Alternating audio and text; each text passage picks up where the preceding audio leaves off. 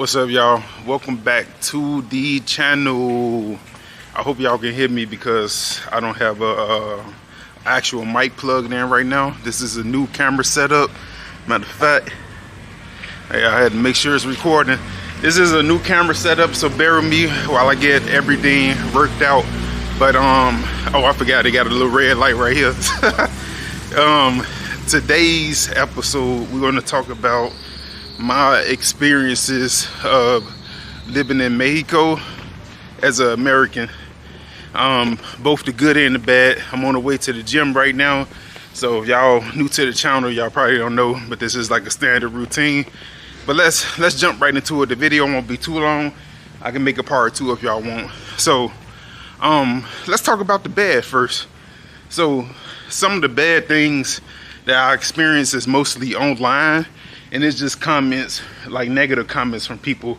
So one of the main things that that people are upset about is gentrification. So you will see a lot of people, especially in other cities like Mexico City or Merida, something like that, they'll complain about the place being gentrified, which rightfully so. I mean, who's not going to be upset that their home or where they grew up at is being gentrified and they being priced out? So that's understandable. But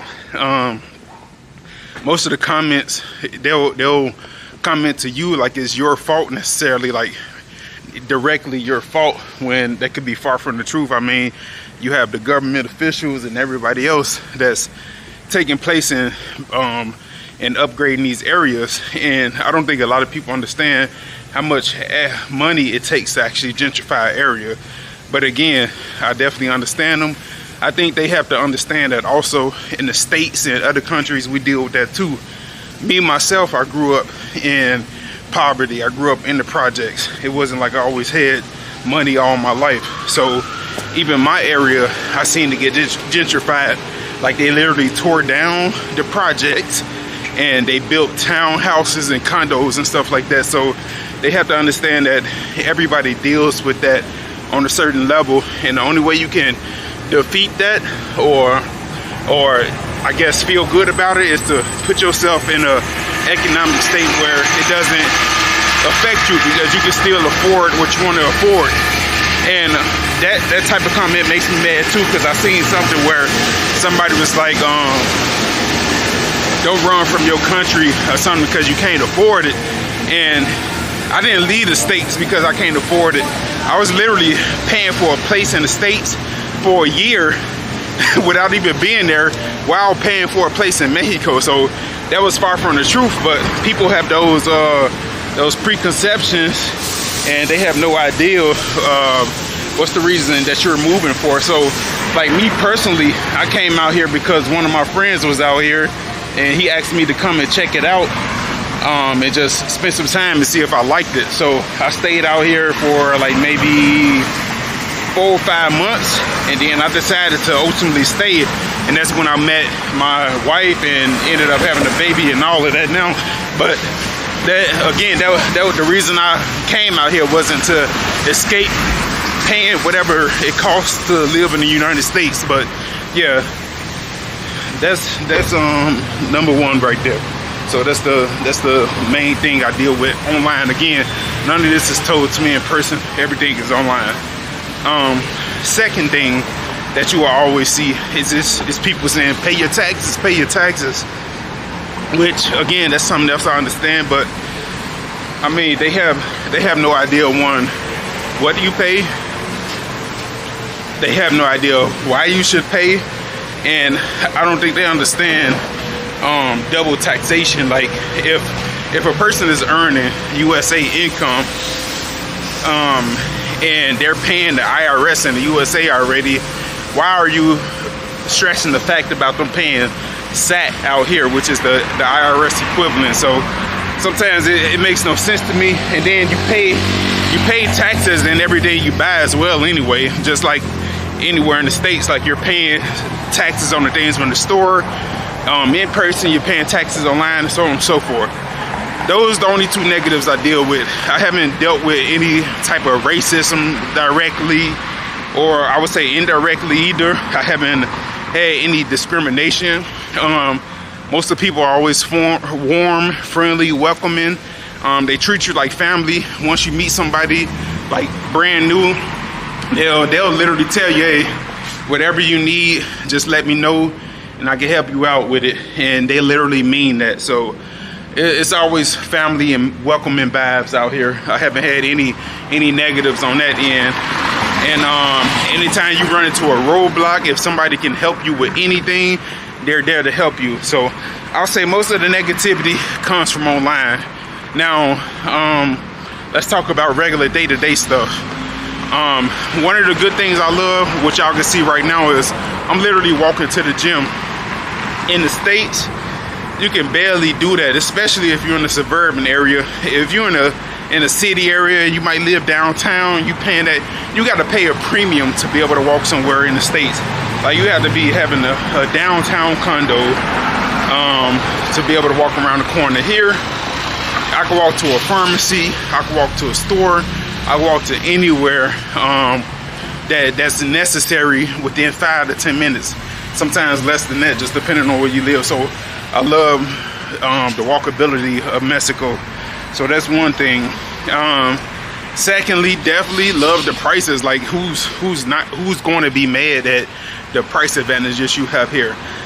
Yesterday we went to the market. I paid $28 US for the vegetables I had. I probably included in this video, but celery, tomatoes, avocados, a quarter kilo of pecans, and a bunch of other stuff all came out to $28. If that was in the States, you're talking about a good $80 to $100 just for that stuff alone, and that's how ridiculous it's getting. So, of course, that stuff is a lot better. Now, housing, of course, housing is better as well. Whatever you're paying for rent in the U.S., you can pretty much slash it in half, and you can have the same equivalent of home out here. So if you're paying for $3,000 condo, for example, in the States, and you move out here and you want the same type of experience, then you're gonna pay $1,500 for it. But it gets crazier depending on where you live, because, for example, a 3-bedroom house in the States in a good area might cost you, let's say, $2,500 a month. But if you move here, it might cost you like $800 or something like that a month. So it's a big difference in that area as well. What else? You have a lot of activities you can do here as well. Well, it really depends on the city you're in. Like here, we have the beach. Of course, everybody's gonna love going to the beach. That's a whole culture within itself. It's a big restaurant culture out here, which you got to be careful of, because you'll definitely pack on the weight. Because I put on weight like 2 months after I got here. But each city has its own little things that you can do. I'm trying to think, because these videos aren't scripted. I'm just literally telling y'all stuff off the top of my head, and I'm just thinking of some of the stuff that people ask me in the comment section. A big thing that people ask me is, how do you earn income here? And realistically, guys, y'all could do that a lot of different ways. You can get a remote job. I don't know what your skill set is, but if you're a mechanic, then it might be hard for you to earn money online. But if you are a graphic designer or a video editor, it'll be easy for you to earn money online. So it's all about your skill set. Me personally, I've always been into sales, online, in person, so you can almost find a sales job anytime online, because it's something that a lot of people are scared to do, or people just don't have the skills in that area to be able to sell. So sales, marketing, and also make music, guys. So those are my breadwinners right there for the people that want to know. And with sales, you can literally do contracts with companies, so that isn't a hard thing to pull off, to contract with somebody.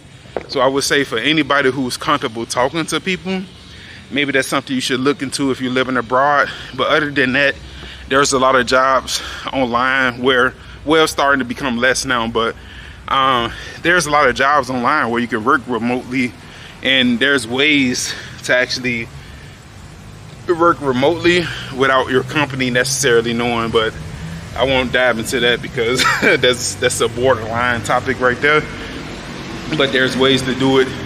I just arrived at the gym right now, so I hope y'all can still see me. Let me see. I got like an hour and 20 minutes to get my workout in. What else I want to talk about to you guys? I'm gonna really just write down some topics, or when y'all see this video, comment and let me know what y'all want to hear, like what experiences you want to hear about, because I can go over more bad, which is really super simple, super limited. I haven't had any bad in person. It's all online, but there's a ton of good benefits. If you're coming out here to date, whether the men or women, I would say that these people are very friendly, very, very family oriented, so it's a good experience there as well. Doing business with people has been great. Some negatives that I hate when you're talking about business is sometimes it takes a little longer than it would necessarily take in the States, so I would say that's one of the negatives right there. But yeah, guys, I'm gonna go in the gym and get this workout. Hope y'all like this video. Make sure y'all like, comment, and subscribe, and I'll definitely do a part 2 for y'all when y'all drop the comments and let me know what y'all want to hear. All right.